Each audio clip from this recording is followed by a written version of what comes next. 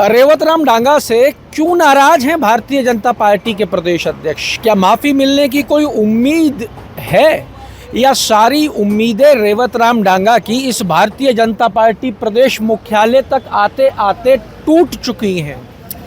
रेवत राम डांगा खींवसर से विधायक, भारतीय जनता पार्टी में ज्वाइनिंग, आरएलपी छोड़कर आए थे, जमा जमाया सेप्टा था, विधायक बन गए, हनुमान बेनीवाल की पत्नी को मात दी और आज खुद स्ट्रगल कर रहे हैं सदाचार कमेटी के आगे और भारतीय जनता पार्टी की अनुशासन समिति के आगे।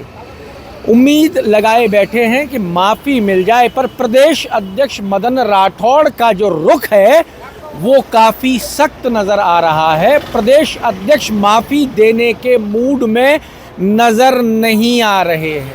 कल एक बार फिर मदन राठौड़ ने रेवत राम डांगा पर जब सवाल पूछा गया तो तीखी प्रतिक्रिया दी है।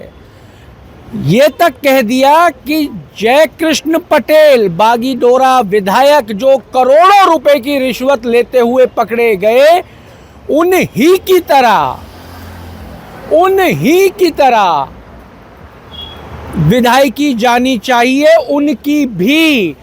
या मदन राठौड़ ने उनकी भी लगाकर रेवत राम डांगा की विधायकी पर एक बड़ा सवाल खड़ा कर दिया है कि क्या पार्टी और पार्टी का अध्यक्ष इस मन को बना रहा है कि विधायकी तक जा सकती है। मदन राठौड़ ने कहा अनुशासन समिति को भेज दिया है, अनुशासन समिति जब तक अपना कोई निर्णय नहीं करती, जब तक मेरा कोई निर्णय लेना अनुचित होगा और मैं निर्णय नहीं लेना चाहता जब तक अनुशासन समिति की रिपोर्ट नहीं आ जाए।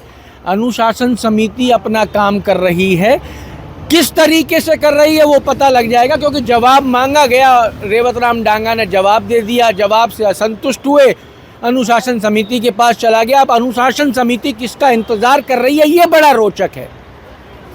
क्या कोई राजनीतिक अंदर खाने में खिचड़ी पक रही है जिसके तहत मदन राठौड़ इंतजार कर रहे हैं अपना निर्णय लेने में? अगर पक रही है तो इस खिचड़ी का स्वाद जो है वो रेवत राम डांगा के लिए तो कड़वा है, ये तय हो चुका है, पर ये किसके लिए पकाई जा रही है ये बहुत रोचक होने वाला है आने वाले भविष्य में।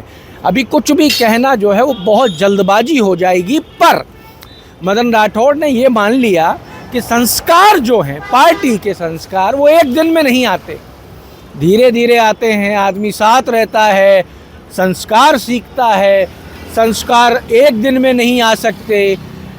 मदन राठौड़ ने ये भी कहा कि जब पूछा गया कि नागौर के मेड़ता में बड़ा कार्यक्रम हुआ पर विधायक नहीं बुलाए गए, तो मदन राठौड़ ने सख्त लहजे में कह दिया बुलाया नहीं जाता, आना होता है, खुद आना पड़ता है। पार्टी कहीं ना कहीं सख्त रुख अपना चुकी है रेवत राम डांगा को लेकर।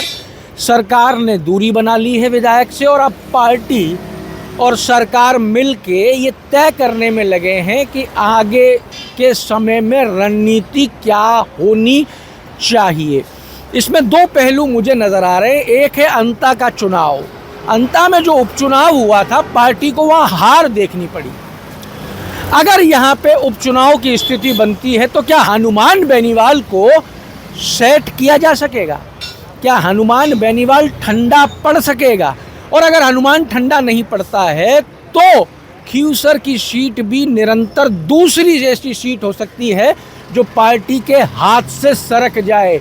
इसलिए पार्टी यहाँ पे बहुत सोच समझ के रणनीति बना रही है, पर यह तय है कि प्रदेश अध्यक्ष मदन राठौड़ रेवत राम डांगा से खासे नाराज चल रहे हैं।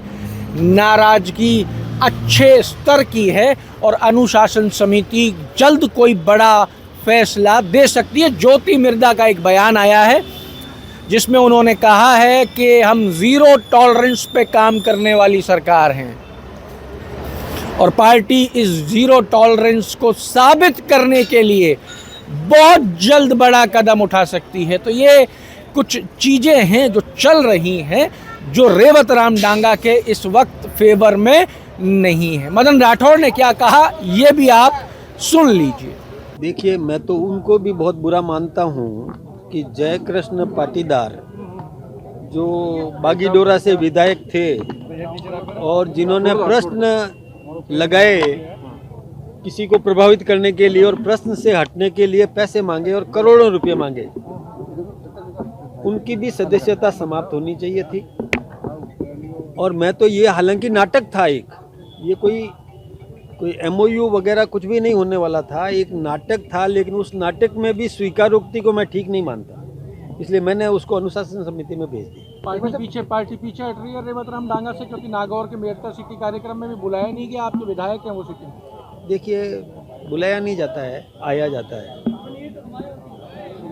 हमने तो कोई मतलब बुलाना क्या है, हम तो आम कार्यकर्ता के लिए है, वो तो कार्यक्रम सार्वजनिक था। अध्यक्ष जी, आप बिल्कुल स्पष्टता के तौर पे ईमानदारी को रखते हैं, लेकिन आपने ये कहा कि असंतुष्टता है और अनुशासन समिति में वो भेज दिया है, तो माना जाए कि गलती और इस तरीके की गलती जो लापरवाही एक पार्टी फोरम पे हुई है।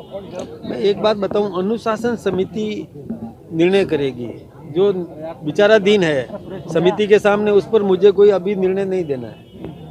डेलीगेट को लेकर जो की बात कर रहे हैं, जो बाहर से नेता आते हैं पार्टी में, विधायक बन जाते हैं और उसके बाद तो उन पे आरोप लग जाते हैं, जैसे रेवत राम डांगा, तो क्या पार्टी की विचारधारा को नहीं समझ पाते हैं या पार्टी क्या होता है, एकदम जादू के डंडे से व्यक्ति नहीं सुधरता।